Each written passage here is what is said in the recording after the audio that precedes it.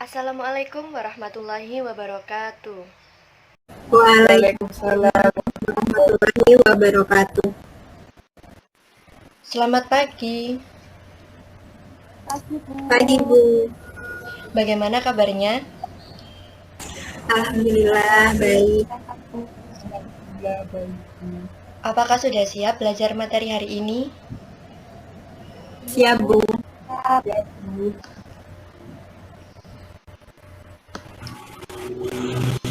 Baik, kalau sudah siap, saya presentasi terlebih dahulu ya. Ya Bu. Desyanita Putri, Hadir Bu. Aneli Rohmani, Hadir Bu. Pinatri Wilujeng. Hadir Bu. Ya, baiklah hadir semua. Selanjutnya kita mulai materi pelajaran hari ini ya. Ya Bu. Ya Bu.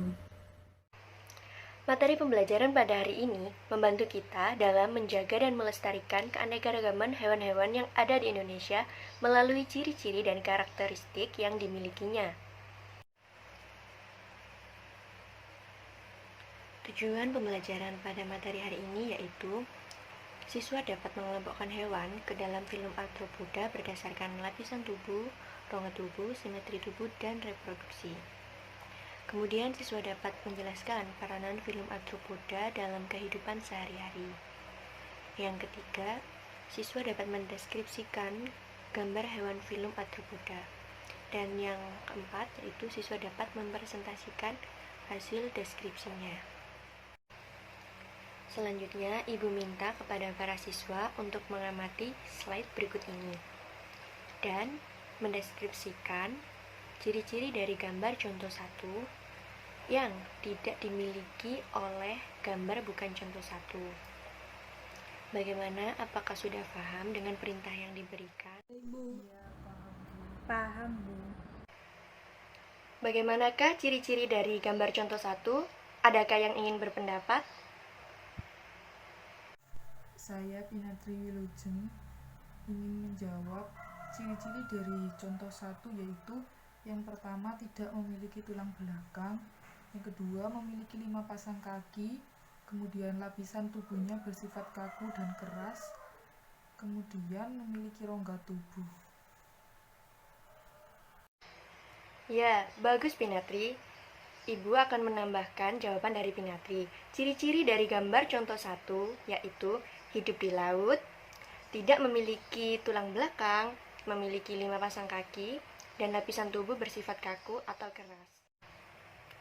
Selanjutnya, Ibu tampilkan gambar contoh 2. Di sini, Ibu minta siswa-siswa mendeskripsikan bagaimanakah ciri-ciri dari gambar contoh 2 yang tidak ada pada bukan contoh 2. Bagaimana? Apakah sudah paham dari perintah yang Ibu berikan? Paham Bu. Adakah yang ingin berpendapat tentang bagaimanakah ciri-ciri dari gambar contoh 2? Saya izin menjawab Bu. Contoh nomor 2 yaitu hidup di darat, memiliki 4 pasang kaki, tubuh beruas atau bersegmen. Bagus jawaban Aneli. Di sini pada slide 6, Ibu akan melengkapi jawaban dari Aneli. Ciri-ciri dari gambar contoh 2 yaitu hidup di darat, memiliki 4 pasang kaki, tubuh beruas atau bersegmen, bagian tubuh terdiri dari kepala, dada, dan perut. Berikut merupakan contoh lain dari hewan-hewan yang telah kita deskripsikan di awal tadi. Dari hewan yang kita deskripsikan di awal tadi dan contoh ini merupakan hewan yang berada dalam satu kelompok. Nah, dalam satu kelompok ini memiliki perbedaan. Perbedaannya dari cara reproduksi. Cara reproduksinya ada yang mengalami reproduksi secara seksual dan ada yang mengalami reproduksi secara aseksual. Contohnya pada semut.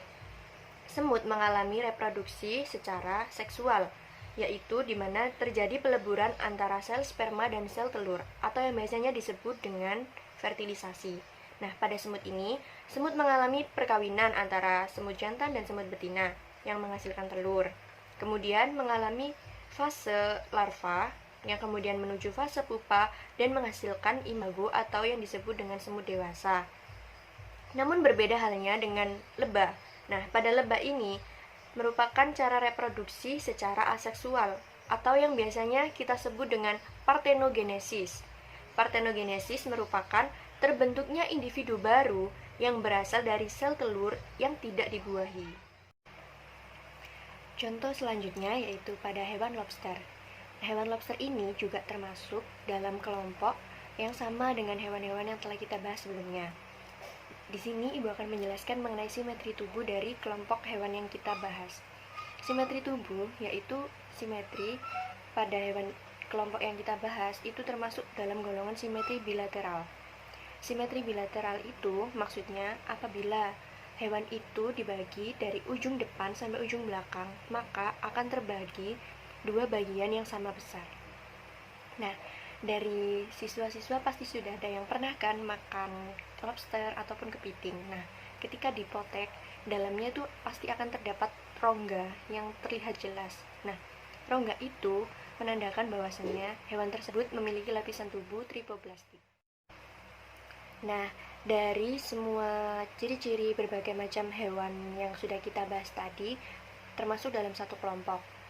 Ibu minta di sini siswa-siswa untuk menuliskan dalam sebuah rangkuman bagaimanakah ciri-ciri keseluruhan hewan yang dalam satu kelompok ini. Mulai dari bagaimana ciri-ciri tulang belakangnya, ciri-ciri dari bagaimana habitatnya, kemudian ciri khas tubuh apa yang dimiliki dari bagian tubuh juga, eksoskeleton, lapisan penyusun tubuh, rongga tubuh, simetri tubuh, dan bagaimana cara reproduksinya. Ibu beri waktu 3 menit, nanti setelah itu kita bahas bersama-sama.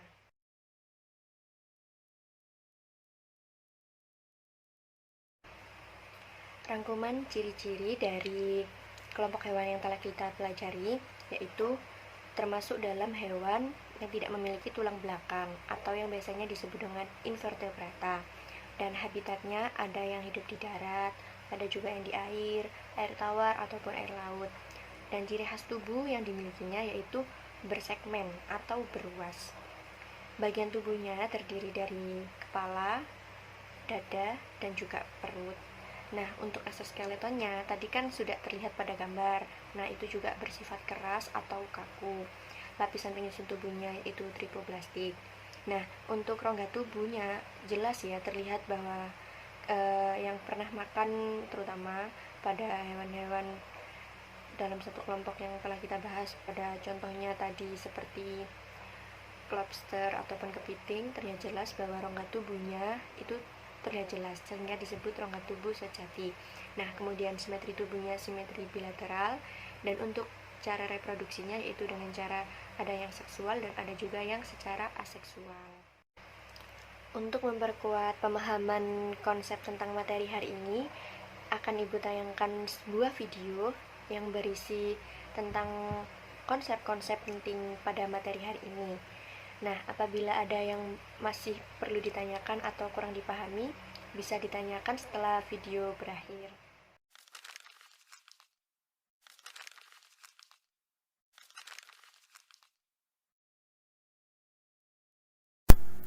Halo adik-adik, kita sekarang belajar tentang filum arthropoda. Filum arthropoda itu termasuk hewan avertebrata atau invertebrata atau hewan tidak bertulang belakang ya. Nah, arthropoda itu adalah filum yang paling banyak jumlah anggotanya. Kurang lebih 75-80% hewan di dunia ini termasuk arthropoda. Filum arthropoda itu berasal dari kata arthron ya, yang berarti segmen atau ruas atau buku, dan podos yang artinya kaki. Jadi filum arthropoda didasarkan pada kakinya yang beruas-ruas. Sekarang kita masuk ke ciri-ciri filum arthropoda.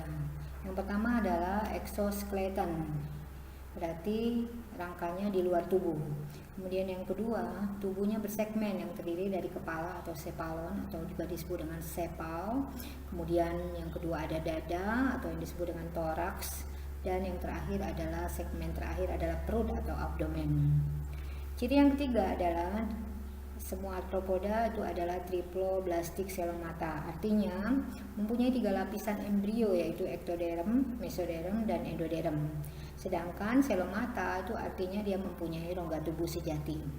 Keempat, tubuhnya simetris bilateral seperti kebanyakan hewan lainnya. Kemudian yang kelima, tempat hidupnya atau habitatnya itu bisa di mana-mana. Bisa di darat, udara, air, baik air tawar maupun air laut. Bisa juga hidup di makhluk hidup lain atau disebut dengan parasit karena merugikan makhluk hidup yang dia tumpangi. Kemudian yang keenam, mengalami metamorfosis. Kemudian yang ketujuh, indera pada arthropoda itu berkembang sangat baik itu penglihatan, sentuhan, dan mereka peka juga terhadap suara maupun bahan kimia.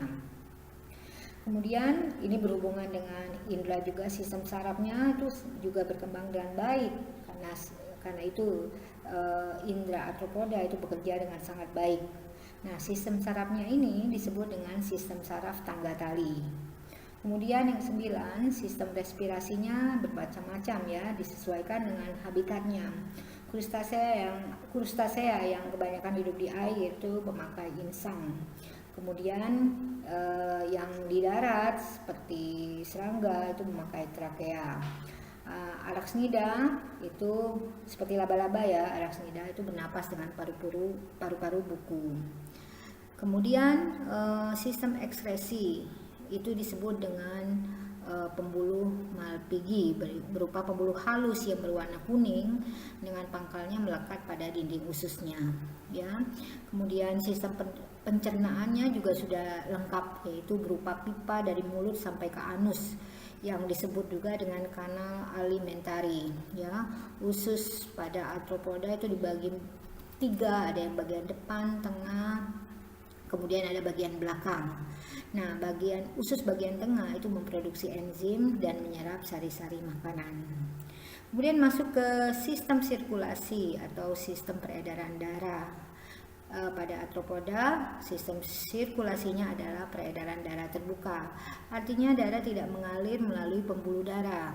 Tapi yang dibawa bukan darah seperti pada manusia ya, tetapi yang disebut dengan hemolimfa. Nah, hemolimfa ini, cairannya ini dari jantung akan dialirkan ke seluruh tubuh. Hemolimfa hanya mengangkut nutrisi dan sisa-sisa metabolisme.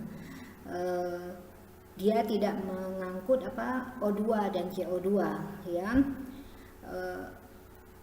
Sistem angkutan O2 dan CO2 itu menggunakan trakea. Nah, hemolimfa ini tidak mengandung hemoglobin, jadi dia tidak akan berwarna merah ya. Kemudian reproduksi arthropoda itu secara internal ya, dilakukan secara kawin, bisa juga dengan partenogenesis, yaitu terjadinya embrio tanpa dibuahi. Itu contohnya terjadi pada lebah. Bisa juga dengan pedogenesis, yaitu partenogenesis yang berlangsung di tubuh larva. Kemudian mereka kebanyakan bertelur kecuali kalajengking yang ovovivipar. Pembagian filum arthropoda itu didasarkan pada jumlah kakinya. Nah, filum arthropoda itu dibagi menjadi 4 kelas ya. Yang pertama adalah myriapoda, berkaki banyak ya. Contohnya itu adalah kluing dan lipan ya. Kemudian insekta atau hexapoda atau serangga itu berkaki 6 ya, banyak sekali contoh insekta. Kemudian krustasea atau dekapoda atau udang-udangan yang berkaki 10. Kemudian ada arachnida atau laba-laba yang berkaki 8. Nah, cara menghafalnya bisa kita memakai kata mica tambayong. Tapi ini kita lurus-lurusin aja ya supaya gampang menghafalnya. Jadi kalau kalian ingat mica tambayong, kita ingat filum arthropoda atau pembagiannya ya. Tapi ingat yang dipakai itu hanya mica saja. M-nya adalah myriapoda, I-nya adalah insekta, C-nya adalah krustasea, dan A arachnida. Sebelumnya untuk mengingat filum arthropoda kalian ingat mica tambayong ya. M-nya adalah myriapoda, I-nya insekta, C-nya krustasea, dan A adalah araksnida. Nah, berdasarkan segmen tubuh mereka sangat berbeda. Myriapoda itu hanya terdiri dari dua, yaitu kepala sama badannya, ya. Kemudian insekta terdiri dari 3 segmen, ya, yaitu kepala, dada, dan abdomen, ya. Kemudian untuk krustasea dan araksnida itu hanya terdiri dari 2 saja, yaitu cephalothorax atau disebut dengan prosoma.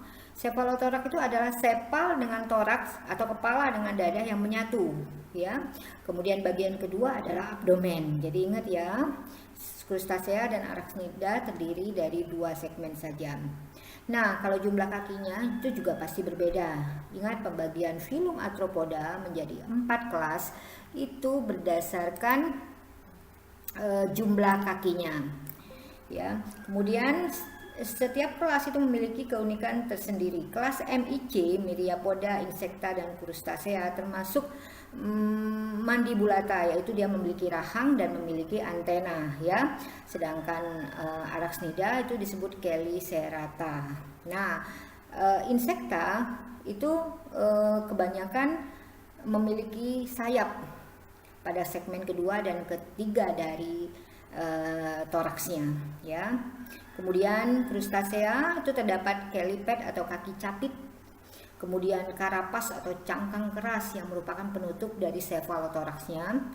Kemudian di bagian ujung anterior karapasnya yang lancip itu seperti duri, itu disebut dengan rostrum. Nah, untuk Araksnida itu punya keunikan tersendiri lagi, yaitu dia mempunyai kelenjar sutra yang menghasilkan benang sutra, ya. Kemudian dipintal oleh alat yang namanya spinneret sehingga menjadi jaring laba-laba.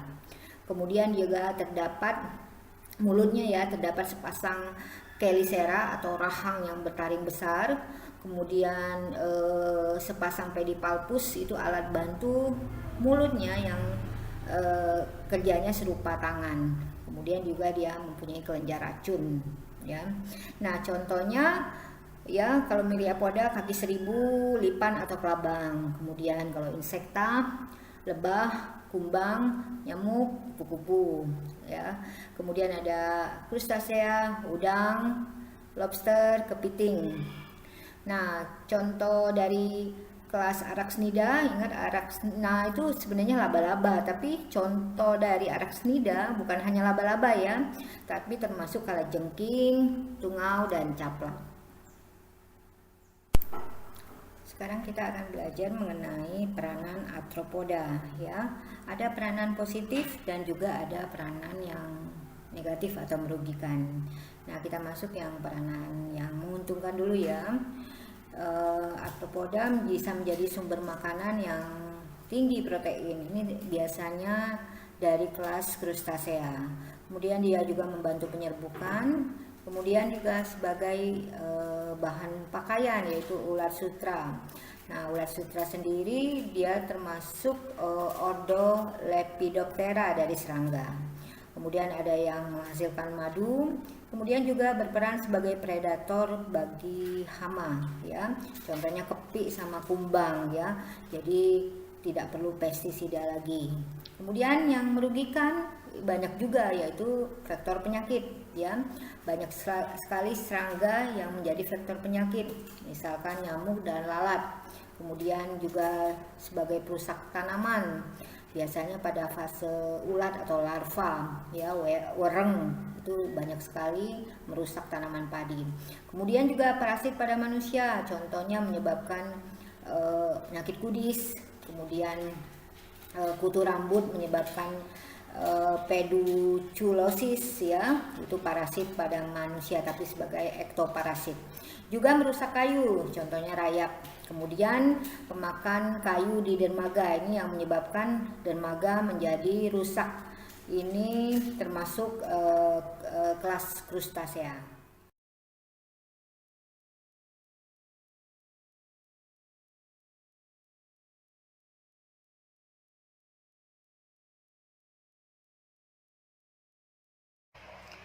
Dari video yang telah ditayangkan, bagaimana? Adakah yang perlu ditanyakan atau didiskusikan?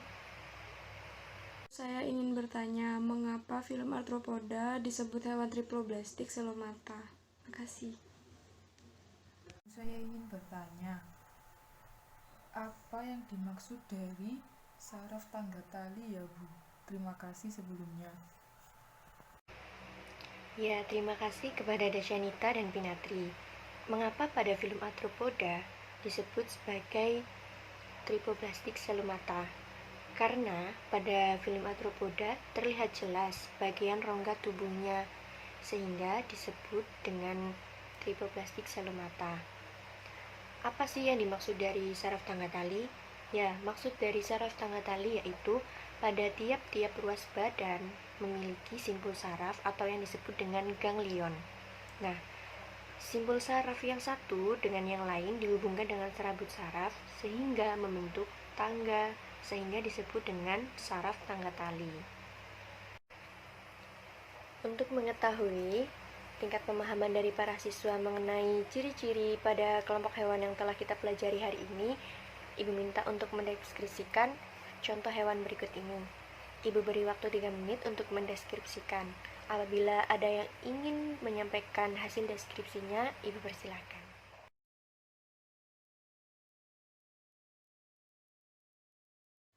Bentuk tubuh simetri bilateral, memiliki dua bagian tubuh. Segmen bagian depan gabungan dari kepala dan dada atau cephalothorax. Segmen bagian belakang disebut abdomen atau perut. Pada cephalopoda memiliki 4 pasang kaki dan 1-4 pasang mata. Terima kasih Desi telah menyampaikan jawabannya. Iya, tepat sekali jawaban Desi.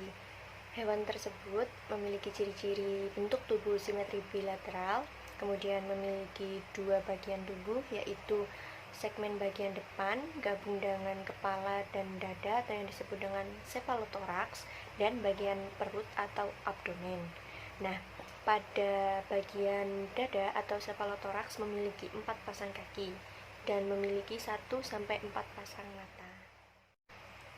Dari semua hewan yang telah kita deskripsikan ciri-cirinya tadi, memiliki ciri khas yang sama, yaitu tubuh yang bersegmen atau beruas dan memiliki kaki.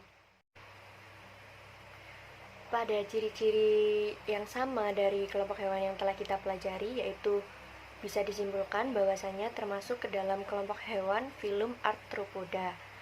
Artha yang artinya ruas dan podos yang artinya kaki. Jadi, filum Arthropoda merupakan hewan yang memiliki kaki dan tubuhnya beruas dengan simetri bilateral serta tubuh triploblastik selomata. Hewan-hewan filum Arthropoda memiliki peranan penting bagi kehidupan. Berikut beberapa contoh peranan penting dari hewan-hewan filum Arthropoda. Contohnya pada lobster atau kepiting yang memiliki kandungan protein yang baik jika dikonsumsi. Kemudian pada lebah, membantu penyerbukan pada bunga dan menghasilkan madu yang biasanya kita konsumsi. Nama konsep pada materi yang telah kita pelajari hari ini yaitu filum Arthropoda.